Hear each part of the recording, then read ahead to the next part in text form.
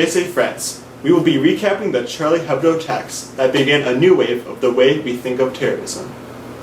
Terrorism is defined as a systematic use of violence by a group of people to coerce a government or a group of people into fulfilling its demands.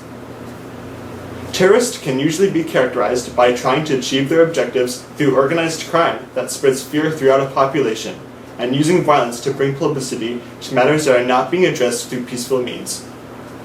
The 3-day security crisis began Wednesday, January 7th, when brothers Saji and Sharif Qureshi burst into the Charlie Hebdo offices and killed 12 people.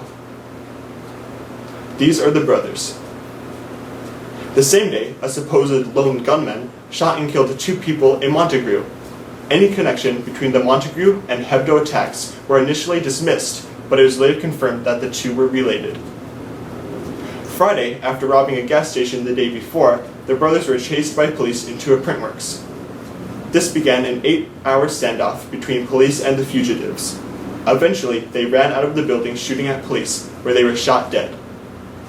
While the printworks standoff took place, a different conflict was occurring in Paris. A gunman took multiple hostages into a supermarket. Police surrounded and stormed the market, killing the attacker and freeing 15 hostages. 4 hostages died before police intervened. Thanks, Aaron. In other news, the European Union has announced their plan for European member states to take in 40,000 refugees from Syria and Eritrea, who are currently in Italy and Greece. France is projected to receive up to 9,000 refugees by 2017. This would result in less strain on Italy and Greece's economy, as well as give asylum seekers a safe and stable environment. As you can see on this graph, most migrants will be relocated to Germany and France, Germany receiving up to 11,000 and France receiving up to 9,000. These countries provide as safe havens as well as offer more opportunities for refugees. As Zelensky's model states, high amounts of international migration occur during stage 2 of a country's development. This isn't surprising, as both Syria and Eritrea are in stage 2. And now, to our final news story of the day. Here's Sam John. Thanks, Josh.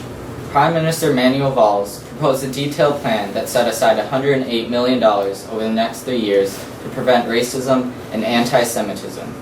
This plan would include awareness campaigns, closer monitoring of hate speech online, and harsher punishments for racist acts.